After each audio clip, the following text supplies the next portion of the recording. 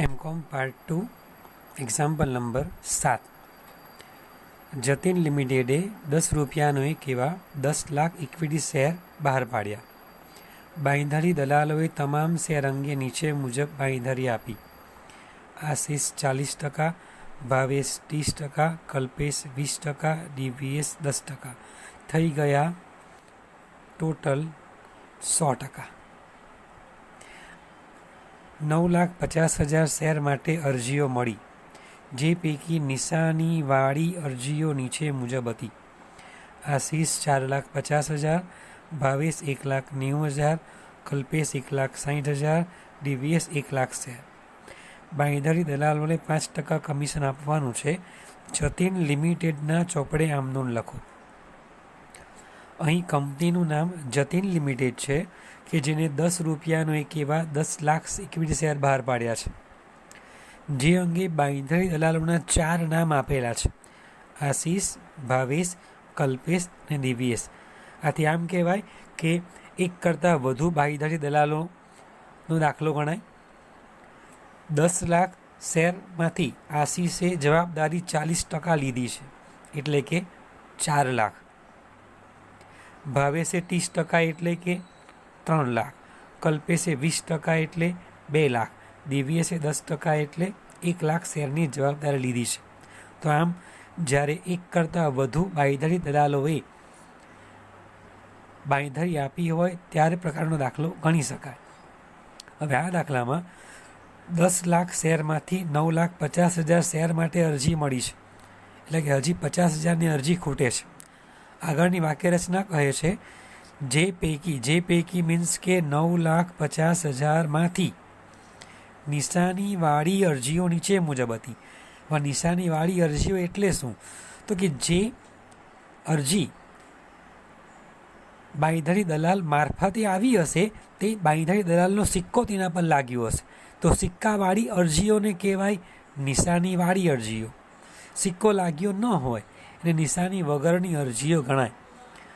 તો અહીં આ નિશાનીવાળી અરજીઓ આપેલી છે, તેનો સરવાળો 9 લાખ શેર થાય છે. આ નિશાનીવાળી અરજી છે 9 લાખ. કુલ અરજી આવી 9,50,000.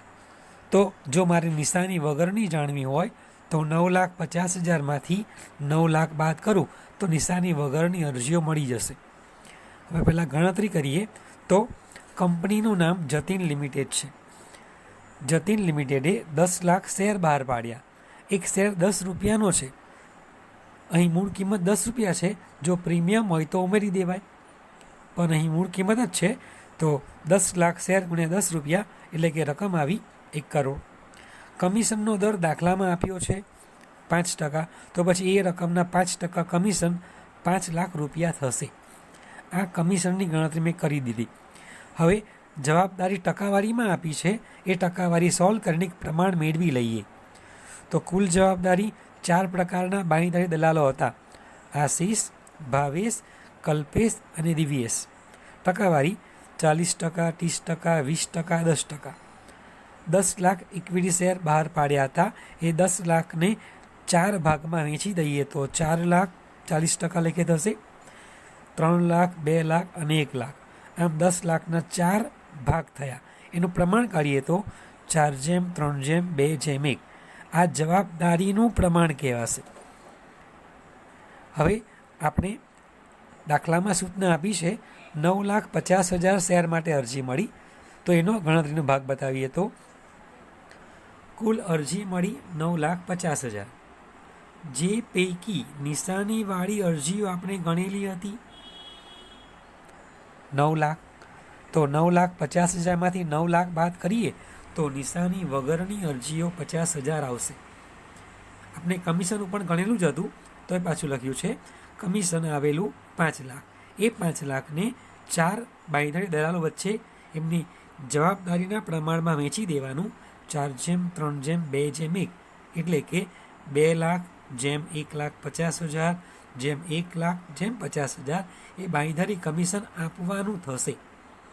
હવે આગળની ગણતરી કરીએ તો દલાલોની ચોખ્ખી જવાબદારી દર્શાવતું પત્રક બનાવવું પડશે. એમાં વિગત અને જેટલા બાંયધરી દલાલો છે એના નામ લખવામાં આવશે. વિગત, આશીષ, ભાવેશ, કલ્પેશ અને દિવ્યેશ. આમ તો કુલનું ખાનું પણ બનાવી શકાય, જે મેં બનાવ્યું નથી. હવે આપણે ગણેલી પહેલાં તો કુલ જવાબદારી 4 લાખ, 3 લાખ, 2 લાખ અને 1 લાખ તે લખવામાં આવશે કુલ જવાબદારી. 4 લાખ, 3 લાખ, 2 લાખ અને 1 લાખ. આ કુલ જવાબદારીમાંથી સૌથી પહેલાં બાદ કરશો નિશાની વાળી અરજીઓ, જે દાખલામાં બેઠી આપેલી છે ગણીને. 4,50,000, 1,90,000, 1,60,000 અને 1 લાખ. તો સૌથી પહેલાં નિશાની વાળી અરજીઓ બાદ કરશું. તો બાદ કરશું એટલે ચિહ્ન માઇનસ. 4 લાખમાંથી 4,50,000 બાદ કરીએ તો જવાબ માઇનસમાં આવશે 50,000. બીજો જવાબ 1,10,000, ત્રીજો 40,000 અને ચોથો 0. સૌથી પહેલાં કુલ જવાબદારીમાંથી નિશાની વાળી અરજીઓ બાદ કરવી. ત્યારબાદ ઓછા નિશાની વગરની અરજીઓ, જે આપણે ઉપર ગણી છે. નિશાની વગરની અરજીઓ 50,000 આવેલી હતી. એ 50,000 તેમને તેમની જવાબદારીના પ્રમાણમાં જમા આપવામાં આવે છે. એટલે કે આ 50,000ને વેચી નાખીએ તો 20,000, 15,000, 10,000 અને 5,000 નિશાની વગરની અરજીઓ બાદ કરવાની છે. તો 50,000 ઓછા 20,000 એટલે -70,000. 1,10,000 ઓછા 15,000 એટલે 95,000. 40,000 ઓછા 10,000 એટલે 30,000. 0 ઓછા 5,000 એટલે -5,000. હવે આ જે માઇનસ આવ્યો છે તે વધારો કહેવાશે. 4 દલાલો હતા, એ 4 દલાલમાં -70,000 અને -5,000, તો કુલ માઇનસ કહેવાય 75,000. આ માઇનસ વધારો કહેવાય. આ વધારો બાકીના બાંયધરી દલાલોને તેમની જવાબદારીના પ્રમાણમાં જમા આપવામાં આવશે. એટલે કે 75,000 વધારો કહેવાશે. કોનો? એ આશીષ અને ડીવીએસનો. આશીષ અને ડીવીએસનો વધારો ટોટલ 75,000 એ ભાવેશ અને કલ્પેશને તેમની જવાબદારીનું પ્રમાણ, ભાવેશ અને કલ્પેશની જવાબદારીનું પ્રમાણ 3:2 છે. તો 3:2ના પ્રમાણમાં જમા આપવામાં આવશે. એટલે કે હવે આ માઇનસ વહેંચાઈ જશે. 75,000ને 3:2માં વહેંચીએ તો 45,000 અને 30,000. હવે આ -70,000 હતા, એને પ્લસમાં કન્વર્ટ કર્યા. આ -5,000ને પ્લસમાં કન્વર્ટ કર્યા અને પહેલાં જે વહેંચી દીધા તે જમા આપવામાં આવે છે, એટલે કે બાદ આપવામાં આવે છે. એટલે હવે 70,000 માઇનસ હતા, +70 શૂન્ય થયા. 95,000 ઓછા જમા આપવા એટલે ઓછા થયા 45,000, તો આવ્યા 50,000. 30,000 ઓછા 30,000 એટલે શૂન્ય. -5,000 + 5,000 એટલે શૂન્ય. તો હવે જે જવાબ આવ્યો તેને ચોખ્ખી જવાબદારી તરીકે ઓળખવામાં આવશે. ચોખ્ખી જવાબદારી આવી 50,000. હવે મુખ્ય સવાલ જુઓ. જતીન લિમિટેડના ચોપડે આમનોંધ લખો. એટલે કંપનીના ચોપડે આમનોંધ પૂછી છે. બાંયધરી દલાલોના ચોપડામાં કોઈ પ્રશ્ન પૂછ્યો નથી. કંપનીએ શેર બહાર પાડ્યા હતા 10 લાખ. અરજી આવી હતી 9,50,000. તો 10 લાખમાંથી 9,50,000 તો અરજી આવી ગયા હશે. એટલે કે બાકી રહી ગયા 50,000 શેર, તે કોઈ ખરીદવા પડશે. તે માટે આપણે બાંયધરોની દલાલોની ચોખ્ખી જવાબદારીનું પત્રક બનાવેલો છે. એ પત્રકમાં જવાબ આવેલો હતો ચોખ્ખી જવાબદારી 50,000 ભાવેશની છે. એટલે કે ભાવેશ એ 50,000 શેર ખરીદવા પડશે. આ પત્રક કોણે કેટલા શેર ખરીદવા માટેના છે તેના માટે બનાવેલું છે. ચાલો હવે કંપનીના ચોપડે આમનોંધ રેગ્યુલર લખીએ. જતીન લિમિટેડના ચોપડે આમનોંધ પ્રશ્ન પૂછ્યો હતો. તો કંપનીમાં અરજી આવી હતી 9,50,000 શેરની. એક શેર 10 રૂપિયાનો છે, તો અરજીની આમનોંધ થશે બેંક ખાતે ઉધાર 9,50,000 શેર ગુણ્યા 10, તે શેર અરજી ખાતે જમા. અરજીની રકમ મળી તેના. હવે અરજી ખાતું બંધ કરવાની આમનોંધ લખીએ. તો શેર અરજી ખાતે ઉધાર, તે ઇક્વિટી શેર મૂડી ખાતે જમા. આ આમનોંધથી અરજી ખાતું બંધ થઈ જશે. એટલે કે 10 લાખ શેરમાંથી 9,50,000 શેરનો હિસાબ થઈ ગયો. હવે આપણે ગણતરી કરેલી તે મુજબ 50,000 શેર ભાવેશે ખરીદવા પડશે. તો હવે એની આમનોંધ જુઓ. બાંયધરી દલાલ ભાવેશ ખાતે ઉધાર 50,000 શેર ગુણ્યા 10 રૂપિયા, તે ઇક્વિટી શેર મૂડી ખાતે જમા. બાબત જે બાંયધરી દલાલે શેર ખરીદવા પડ્યા તેના. હવે આપણે ગણેલું હતું કમિશન. એ કમિશન ગણેલું હતું 5 લાખ. 4 ભાગ પણ વેચી નાખ્યા છે. બાંયધરી કમિશન કંપની માટે તો ખર્ચ જ કહેવાય. તો આમનોંધ થશે બાંયધરી કમિશન ખાતે ઉધાર, તે બાંયધરી દલાલો ખાતે જમા. એટલે કે બાંયધરી કમિશન હતું ઉધાર 5 લાખ કરીએ, તે આશિષ ખાતે 2 લાખ, તે ભાવેશ ખાતે 1,50,000, તે કલ્પેશ ખાતે 1 લાખ, તે દિવ્યેશ ખાતે 50,000. આમ આ કમિશન કંપનીએ બાંયધરી દલાલોને ચૂકવવું પડશે. હવે આપણે ઉપરની આમનોંધમાં એક ભાવેશ નામનો બાંયધરી દલાલ આવેલો છે, એને પછી આમનોંધ કરીએ, એ સિવાયની આમનોંધ કરી દઈએ. એ સિવાયમાં આશિષ છે, કલ્પેશ છે અને દિવ્યેશ છે. આ ત્રણેય ખાતા જમા છે, તો એને પેમેન્ટ આપવું પડશે. તો આશિષ ખાતે ઉધાર થશે, કલ્પેશ ખાતે ઉધાર થશે, દિવ્યેશ ખાતે ઉધાર થશે. આશિષ ખાતે ઉધાર 2 લાખ, કલ્પેશ ખાતે ઉધાર 1 લાખ, દિવ્યેશ ખાતે ઉધાર 50,000. તે પૈસા જશે એટલે તે બેંક ખાતે જમા. આ બધાનો સરવાળો. આમ બાંયધરી કમિશનની ચૂકવણી કરવામાં આવી તેના. હવે આપણે હિસાબ કરીએ તો ભાવેશે કંપનીને આપવાના હતા 5 લાખ. કંપનીએ બાંયધરી કમિશન પેટે ભાવેશને આપવાના થતા હતા 50,000. ડિફરન્સ લઈને આમનોંધ લખશું. તો ભાવેશ અહીં કંપનીમાં બાકીના પૈસા ભરવા આવશે. તો કંપનીમાં પૈસા આવશે, પૈસા આવે તો બેંક ખાતે ઉધાર, તે લાભ આપનાર ભાવેશ ખાતે જમા. 5 લાખ ઓછા 1,50,000, ડિફરન્સ આવ્યો 3,50,000. આમ આ કંપનીના ચોપડે આમનોંધ પૂરી થઈ. એમકોમ પાર્ટ 2 એક્ઝામ્પલ નંબર 21 બ. ગુરુ લિમિટેડે 10 રૂપિયાનો એક એવા 5 લાખ ઇક્વિટી શેર 10% પ્રીમિયમે બહાર પાડે છે. સંપૂર્ણ ઇસ્યુને ABCD નામના બાંયધરી દલાલોએ નીચે મુજબ બાંયધરી આપી હતી. A 2 lakh share, B 1,50,000 share, C 1 lakh અને D 50,000. આ બધાનો સરવાળો સંપૂર્ણ છે, એટલે કે પૂર્ણ બાંયધરી કરાર જ છે. 4 બાંયધરી દલાલો છે, સંપૂર્ણ બાંયધરી સ્વીકારેલી છે. કંપનીને કુલ 4,50,000 અરજીઓ પ્રાપ્ત થઈ, જેમાંથી એટલે કે 4,50,000માંથી નિશાનીવાળી અરજીઓ નીચે મુજબ હતી. A 2,20,000, B 90,000, C 1,10,000, D 10,000. આ બધાનો સરવાળો 4,30,000 છે. એટલે કે હવે કોઈ મોડે પૂછે તો 4,50,000 અરજી મળી, જેમાં નિશાનીવાળી 4,30 હોય તો બોલો નિશાની વગરની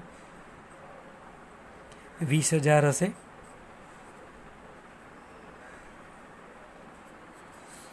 બાંયધરી દલાલોને બહાર પાડેલ કિંમત પર 5% કમિશન આપવાનું છે. તૈયાર કરો દરેક બાંયધરી દલાલોની જવાબદારીનું પત્રક જે આપણે બનાવતા હતા તે, અને કંપનીના ચોપડે આમનો. એટલે હવે આપણે દાખલો ગણ્યો તે મુજબ જ ગણવાનો છે, પણ એક જ પોઈન્ટ ખાલી વધ્યો છે કે 10% પ્રીમિયમે બહાર પાડ્યા છે, બાકી અગાઉ મુજબ જ ગણાશે. એટલે હવે એનો જવાબ જુઓ.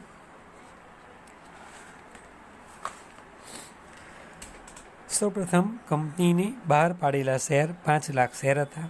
એક શેરની મૂળ કિંમત 10 રૂપિયા હતી, પ્રીમિયમ 10% લેખે 1 રૂપિયો થાય, તો 5 લાખ ગુણ્યા 11 કરવાના રહેશે. એટલે જવાબ આવ્યો 55 લાખ. હવે આ 55 લાખ પર કમિશન ગણવામાં આવશે. 5% આપ્યું છે સૂચના મુજબ, તો કમિશન આવશે 2,75,000 રૂપિયા. હવે પહેલાં આપણે કમિશન ગણી નાખ્યું. કુલ જવાબદારીનું પ્રમાણ ગણીએ. હવે જવાબદારીનું પ્રમાણ ગણવા માટે દલાલોનું નામ અ, બ, ક, ડ. 2 લાખ શેર રકમમાં આપેલા હતા. 1,50,000 શેર, 1 લાખ અને 50,000 જે મેં લખ્યા છે.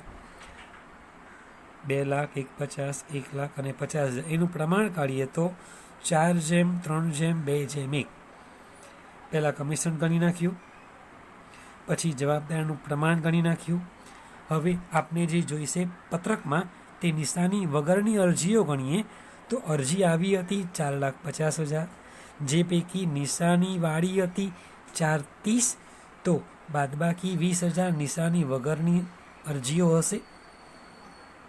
આમ પહેલાં કમિશન ગણ્યું, પછી પ્રમાણ ગણ્યું, નિશાની વગરની અરજીઓ શોધી નાખી. હવે કમિશનની વહેંચણી કરી દઈએ. કમિશન ગણ્યું હતું 2,75,000, એને પ્રમાણ 4:3:2 એકમાં વેચી નાખતા 1,10,000, 82,500, 55,000 અને 27,500 આ કમિશન ગણાઈ ગયું. હવે એ લોકોએ સૂચના આપી તે મુજબ પત્રક બનાવવાનું કહ્યું છે. તો પત્રકમાં વિગત અને દલાલોના નામ લખીએ. અ, બ, ક, ડ. સૌથી પહેલાં લખવાનું કુલ જવાબદારી દાખલામાં આપેલી જ હતી 2 લાખ, 1,50,000, 1 લાખ અને 50,000. કુલ જવાબદારીમાંથી સૌથી પહેલાં બાદ કરશું નિશાનીવાળી અરજીઓ. એ પણ દાખલામાં બેઠી આપેલી જ છે. 2,20,000, 90,000, 1,10,000 અને 10,000. બાદ બાકીનો જવાબ આવશે 20,000 માઇનસ 60,000 માઇનસ 10,000 ને પ્લસ 40,000. નિશાનીવાળી બાદ કરો, ત્યારબાદ નિશાની વગરની બાદ કરવાની છે. નિશાની વગરની આપણે શોધી હતી 20,000, એમને જવાબદારીના પ્રમાણમાં જમા આપશું. તો 20,000નું જવાબદારીનું પ્રમાણ 4:3:2 છે. એ 8,000, 6,000, 4,000 અને 2,000 બાદ કરવાનું છે, એટલે ચિહ્ન માઇનસ હશે. તો માઇનસ 20,000 માઇનસ 8,000 એટલે માઇનસ 28,000, 60,000 ઓછા 6,000 એટલે 54,000, માઇનસ 10,000 માઇનસ 4,000 એટલે માઇનસ 14,000, 40,000 ઓછા 2,000 એટલે 38,000. હવે જે જવાબ માઇનસમાં આવ્યો છે એ માઇનસમાં આવ્યો હોય એને વધારો કહેવાશે.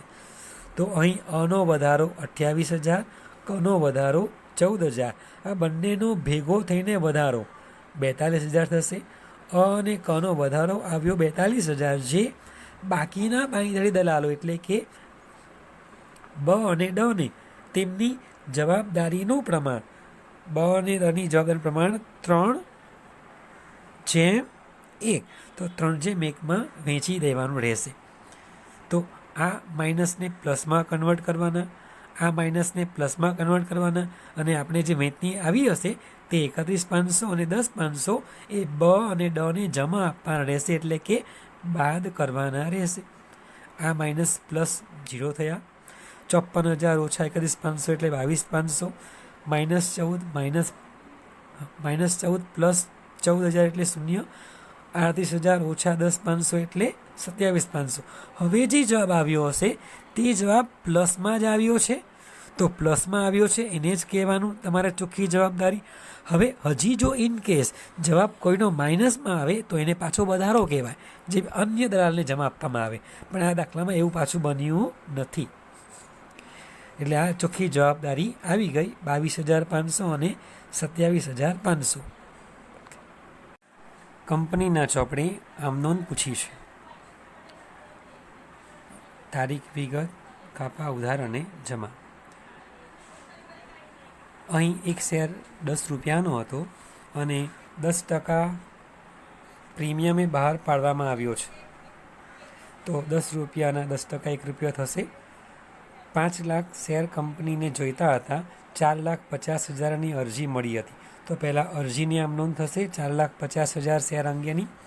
તો બેંક ખાતે ઉધાર તે શેર અરજી ખાતે 4,50,000 ગુણ્યા 11. હવે અરજી ખાતું બંધ કરવાની આમ નોંધ. શેર અરજી ખાતે ઉધાર તે શેર મૂડી ખાતે અને તે શેર પ્રીમિયમ ખાતે. જ્યાં મૂડી લખશો ત્યાં જ પ્રીમિયમ લખવું. અહીં એક શેર 10 રૂપિયાની મૂળ કિંમતનો છે અને 1 રૂપિયો પ્રીમિયમ છે. તો 4,50,000 ગુણ્યા 10 મૂડી કહેવાશે, 4,50,000 ગુણ્યા 1 પ્રીમિયમ કહેવાશે.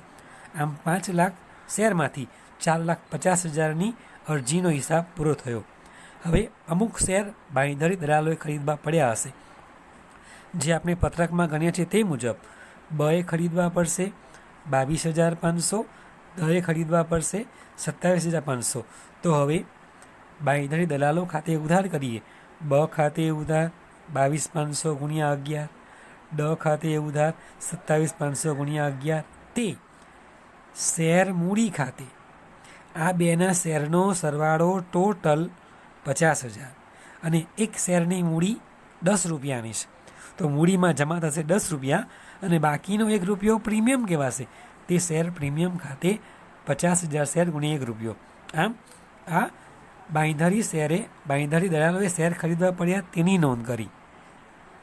હવે બાંયધરી કમિશન આપણે ગણેલું હતું તેનું આમ નોંધ લખીએ તો બાંયધરી કમિશન ખાતે ઉધાર 2,75,000, તે અ ખાતે 1,10,000, તે બ ખાતે 82,500, તે ક ખાતે 55,000, તે ડ ખાતે 27,500.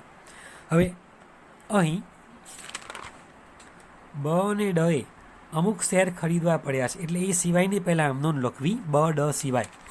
તો બ ડ સિવાયની આમ નોંધ અ છે અને ક છે. તો અ અને ક અહીંયા જમા છે એને ઉધાર કરીએ. અ ખાતે ઉધાર 1,10,000, ક ખાતે ઉધાર 55,000, તે બેંક ખાતે જમા 1,65,000. હવે આ જે આમ નોંધ થઈ છે એ આમ નોંધથી રિવર્સ આમ નોંધ બીજી બી થશે.